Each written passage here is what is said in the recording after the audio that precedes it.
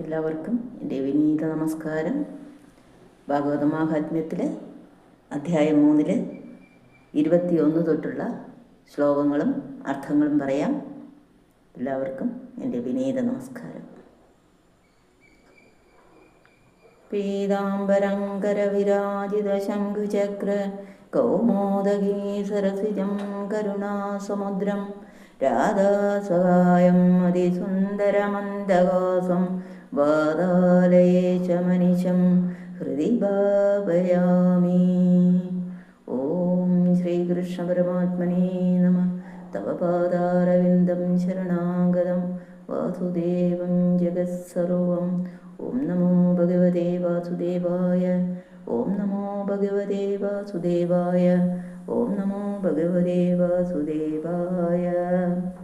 ശ്ലോകം 21. ജയശബ്ദോ നമഃശബ്ദ ശംഖശബ്ദസ്തദൈവ ച ചോർണലാജാ പ്രസൂനാനാം നിക്ഷേപ സുമഹാനഭൂത. ജയശബ്ദോ നമഃശബ്ദഃ ശംഖശബ്ദസ്തദൈവ ച ചൂർണലാജാ പ്രസൂനാനാം നിക്ഷേപ സുമഹാനഭൂത. ഉടനെ ജയ ജയ നമോ നമ എന്ന ശബ്ദങ്ങളും ശംഖനാദവും മുഴങ്ങി. അനന്തരം ഏലം, ലവംഗം, കർപ്പൂരം മുതലായ സുഗന്ധദ്രവ്യങ്ങളുടെ പൊടിമലർ, പുഷ്പങ്ങൾ എന്നിവയെ എത്രയോ അധികം വർഷിച്ചു. ശ്ലോകം 22. വിമാനാനി സമാരുഹ്യ കിയന്തോ ദേവനായകാഃ കൽപവൃക്ഷ പ്രസൂനൈസാൻ സർവാസ്തത്ര സമാഗിരൻ. വിമാനാനി സമാരുഹ്യ കിയന്തോ ദേവനായകാഃ കൽപവൃക്ഷ പ്രസൂനൈസാൻ സർവാംസ്തത്ര സമാഗിരൻ. ദേവനായകന്മാരായ ചിലർ 7-9 നിലകളുള്ള വിമാനഭവനങ്ങളുടെ മുകളിലിരുന്നിട്ട് കൽപ്പവൃക്ഷങ്ങളിൽ നിന്ന് ഉത്ഭവിച്ച പുഷ്പങ്ങളെ അവിടെ ഇരിക്കുന്ന സർവ്വജനങ്ങളിലും വിതറി. ശ്രീസൂത ഉവാച. ശ്ലോകം 23. ഏവം തേഷോവചിത്തേഷു ശ്രീമദ്ഭാഗവതസ്യ ച മാഹാത്മ്യമുചിരേ സ്പഷ്ടം നാരദായ മഹാത്മനെ. ഏവം തേഷേകചിത്തേഷു ശ്രീമദ്ഭാഗവതസ്യ ച മാഹാത്മ്യമുചിരേ സ്പഷ്ടം നാരദായ മഹാത്മനെ.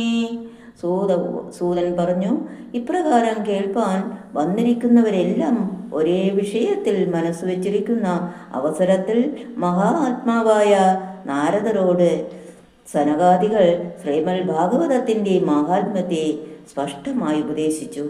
ശ്രീകുമാരാവൂജോ. ശ്ലോകം 24. അധതേ സംപ്രവക്ഷ്യാമോ മഹിമാശുഭശാസ്ത്രജഃ യസ്യ ശ്രവണമാത്രേണ മുക്തികരതലേശിത. അധതേ സംപ്രവക്ഷ്യാമോ മഹിമാശുഗമാസ്ത്രജഃ യസ്യ ശ്രവണമാത്രേണ മുക്തിഃ കരതലേശിത. സനകാദികൾ പറഞ്ഞു, അങ്ങയ്ക്ക് മംഗളം ഭവിക്കട്ടെ. അധ എന്ന ശബ്ദം മംഗളാർത്ഥം. ശുഭശാസ്ത്രത്തിൻ്റെ മഹിമയെ ഞങ്ങൾ അങ്ങയോട് ശരിയായി പറയാം. അതിനെ കേൾക്കുന്നത് കൊണ്ടുതന്നെ മുക്തി കരസ്ഥിതയാകുന്നു. ശ്ലോകം 25. സദാസേവ്യ സദാസേവ്യ ശ്രീമദ്ഭാഗവതീ കഥാ യസ്യാ ശ്രവണമാത്രേണ ഹരിശ്ചിത്തം സമാശ്രയേത്. സദാസേവ്യ സദാസേവ്യ ശ്രീമദ്ഭാഗവതീ കഥാ യസ്യാ ശ്രവണമാത്രേണ ഹരിശ്ചിത്തം സമാശ്രയേത്. എത്ര ദിവസം കൊണ്ടാണ് ഭാഗവത ശ്രവണം പൂർത്തിയാക്കേണ്ടതെന്ന് നാരദർ പ്രശ്നത്തിന് ദിവസനിർണയമില്ലെന്ന് ഉത്തരം പറയുന്നു. ശ്രീമദ് ഭാഗവത കഥ എപ്പോഴും ജീവിതകാലം മുഴുവനും സേവിപ്പാൻ യോഗ്യയാകുന്നു. ആ കഥ കേൾക്കുന്നവരുടെ ചിത്തത്തിൽ ശ്രീഹരി പ്രകാശിക്കും.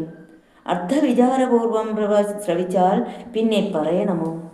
സദാ സേവ്യാം സത്തുക്കളാൽ ആദരപൂർവം ശ്രവിപ്പാൻ യോഗ്യ എന്നും അർത്ഥമാവാം. സത്തുക്കളാൽ നിരന്തര ശ്രവണ യോഗ്യയായിരിക്കുന്നത് ഭാഗവത കഥയൊന്നു തന്നെയാണെന്ന് സാരം.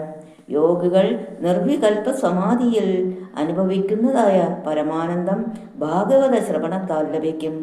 അതുകൊണ്ടാണ് ആനന്ദ സ്വരൂപനായ ഹരിചിത്തത്തെ സമാശ്രയിക്കുമെന്ന് പറഞ്ഞത്. ചിത്തസ്ഥിതനായ ഹരി ആനന്ദ സ്വരൂപനാകുന്നു. പരമാനന്ദത്തെ പ്രതിബന്ധിക്കുന്ന കാമാദി ചിത്തവൃത്തികൾ ഭാഗവത കഥാശ്രവണം നിമിത്തം നശിക്കും. വൃത്തികളെ ഹരിപ്പാൻ ശക്തനെന്ന് കാണിപ്പാനാണ് ഹരി ശബ്ദത്തെ ഉപയോഗിച്ചിരിക്കുന്നത്. ശ്രോതാക്കളുടെ ചിത്താവൃത്തിയെ ഇതര വിഷയങ്ങളിൽ തിരിച്ച് പരമാത്മാവിൽ സംയോജിപ്പിക്കുവാനുള്ള ദിവ്യശക്തിയെ ശ്രീമദ് ഭാഗവത കഥയ്ക്കുള്ളതുപോലെ മറ്റൊരു കഥയ്ക്കുമില്ലാത്തതിനാൽ സദാ സേവിക്കണം. ഇത്ര ദിവസം കേൾക്കുക എന്നുള്ള അവധി വയ്ക്കുന്നത് നന്നല്ല എന്ന് സിദ്ധാർത്ഥം. ശ്ലോകം 26. ഗ്രന്ഥോഷ്ടാദശസഹസ്രോ ദ്വാദശസ്കന്ധസംവിദഃ പരീക്ഷുകസംവാദ ശൃണു ഭാഗവതം ജയത്. ഗ്രന്ഥോഷ്ടാദശസഹസ്രോ ദ്വാദശസ്കന്ധസംവിദഃ പരീക്ഷുകസംവാദ ശൃണു ഭാഗവതം ജതത്.